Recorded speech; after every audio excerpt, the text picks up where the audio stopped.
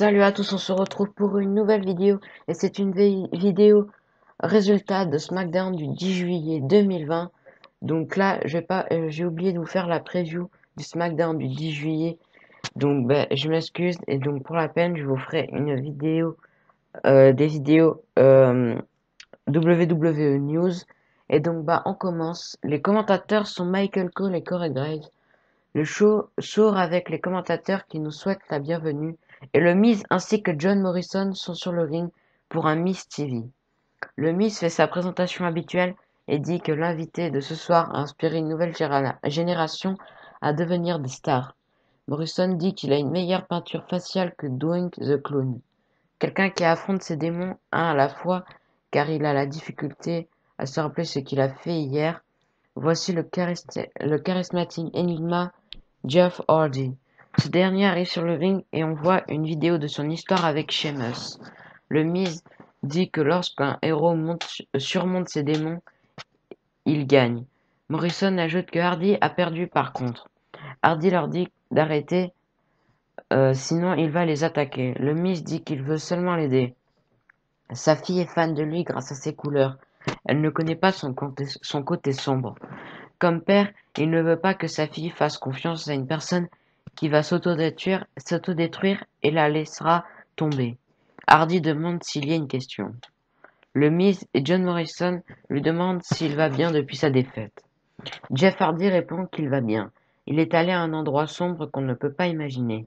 Il faudra plus que des provoques de Sheamus pour le ramener à cet endroit.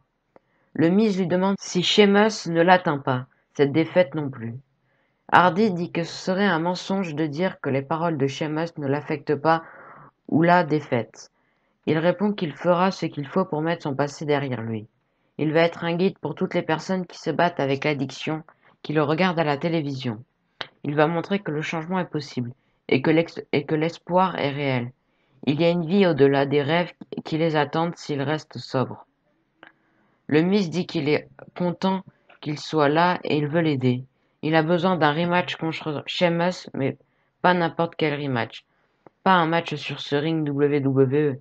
Il a besoin d'affronter Sheamus dans un endroit à la maison. Dans un endroit où il se sent en sécurité. Dans un bar fight. C'est symbolique. Morrison dit qu'il va affronter son ennemi Sheamus et son ennemi de l'alcool.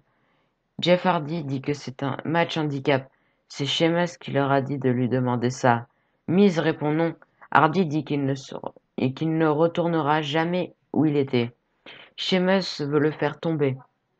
Il va s'occuper de Sheamus, qu'il l'aime ou non, et prouver qu'il est sur la route de la rédemption et qu'il retrouve sa place sur le chemin du succès.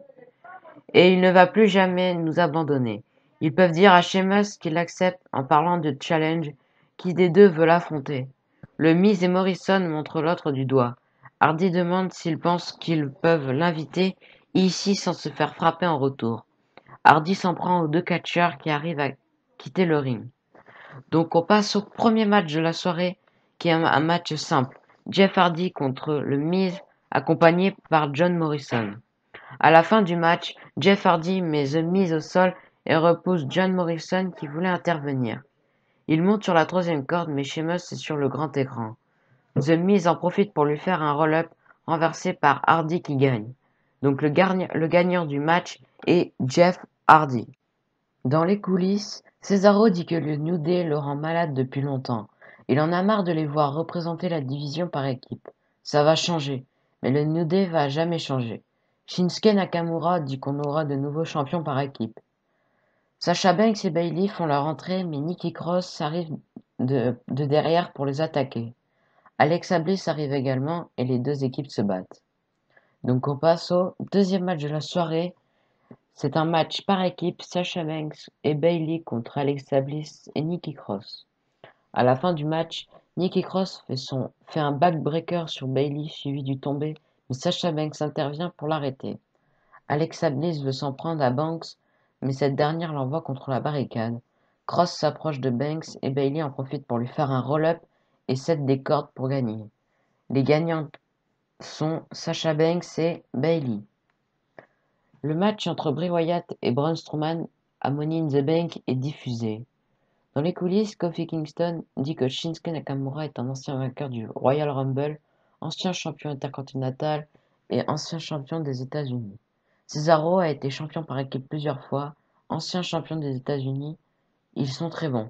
Biggie dit qu'il ne veut pas les laisser prendre les titres et ils vont rester champions par équipe de SmackDown. Jey Uso est sur le ring avec Lacey Evans, Dana Brooke, Tamina et Naomi pour nous présenter les règles du karaoké. 45 secondes par personne et la foule choisira la gagnante.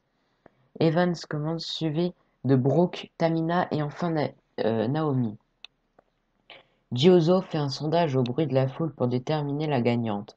C'est Naomi qui remporte le karaoké. Lacey Evans attaque Naomi et les catcheuses se battent. Donc c'est un match simple.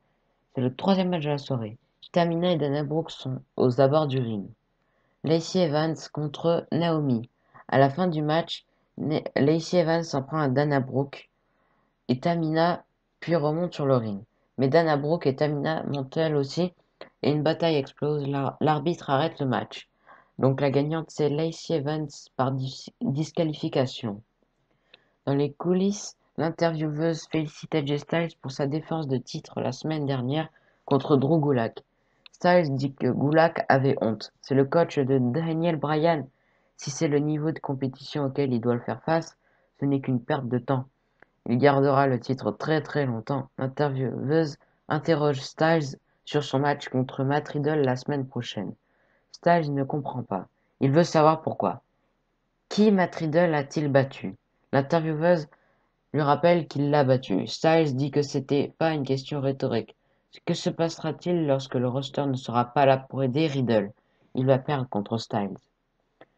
Donc on passe au main event. C'est le SmackDown Tag Team Championship. Donc c'est un match par équipe. Le New Day, Biggie et Kofi Kingston, qui sont les champions, contre Shinsuke Nakamura et Cesaro. À la fin du match, Cesaro et Shinsuke Nakamura mettent des coups à Kofi Kingston sur le ring. Biggie vient aider son partenaire et l'arbitre arrête le match. Les gagnants sont... personne. Après le match, les deux équipes continuent la bataille. Cesaro met une table sur le ring et place Biggie dessus. Il monte sur la troisième corde et Shinsuke Nakamura lui met Kofi Kingston sur les épaules pour une powerbomb sur Biggie. Le show se termine sur Cesaro et Shinsuke Nakamura avec les ceintures. Donc c'était tout pour cette vidéo résultat de WWE SmackDown du 10 juillet 2020. Donc là, je vais attendre l'Euro du 13 juillet. Comme ça, je pourrais faire préparer mes prédictions pour Extreme Rules 2020. Donc voilà. Voilà, je pense que ça va être un très bon show euh, pour Extreme Rules. Surtout je pense que le main event, ça sera peut-être Drew McIntyre contre Dolph Ziggler ou le Eye for an Eye match entre Seth Rollins et Rey Mysterio. Donc voilà, c'était tout pour cette vidéo. Abonnez-vous. C'était WWE Fan.